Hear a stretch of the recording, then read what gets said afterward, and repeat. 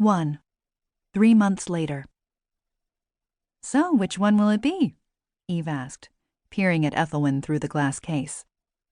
The woman's hands were shoved in the front pockets of her saggy, faded jeans, her worn plaid work shirt loose and untucked. She was staring intently at the various pies.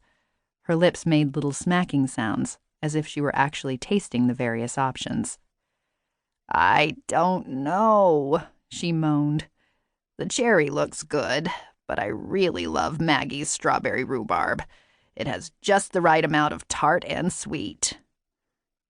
Behind Ethelwyn, someone cleared his throat. Eve glanced at the 50-something man sporting an expensive haircut and wearing a fawn-colored cashmere sweater over a button-down white shirt. His sleeves were rolled back. There was a gold Cartier watch on his wrist and a burnished gold wedding ring on his finger. He seemed a trifle irritated by Ethelwyn's indecision. Eve smothered a grin. Too bad, she thought. This is the Solace Island way. Doesn't matter what your bank balance is. Everyone's equal.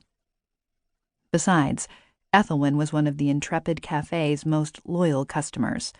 She and her life partner, Lavina, purchased copious amounts of baked goods, whereas Mr. Fancy Pants had only started coming by recently and usually ordered a coffee. Black.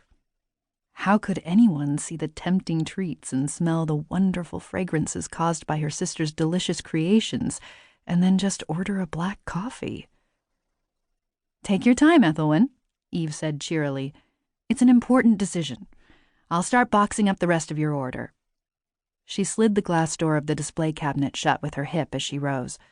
Then she turned to the back counter, where her sister Maggie was transferring pecan puff jam dot cookies from the cooling racks to a display platter.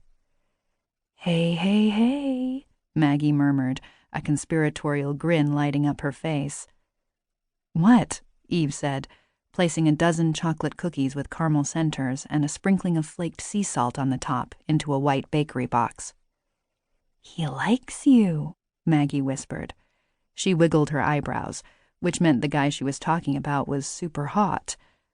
Eve peeked over her shoulder, took a quick glance around the cafe to see who had arrived. No one had. She looked at Maggie. "Who? Where is he?" she mouthed, shifting casually closer to her sister, because clearly Maggie had a better hunk-viewing vantage point. "Behind Ethelwyn," Maggie mouthed. "You should see the way he's looking at you, all hungry-like." The tendrils of hope and excitement deflated with a thump. "Ew," Eve said. "First of all, he's married." "He is?" Maggie looked disappointed. "Yup, ring on the finger. And second, even if he weren't," Eve wrapped the red and white string around the bakery box and secured it, "he's not my type." Maggie started to open her mouth. "At all," Eve said firmly. Maggie sighed. She looked so wistful. "I know." Eve reached over and wiped a smear of flour off her sister's cheek.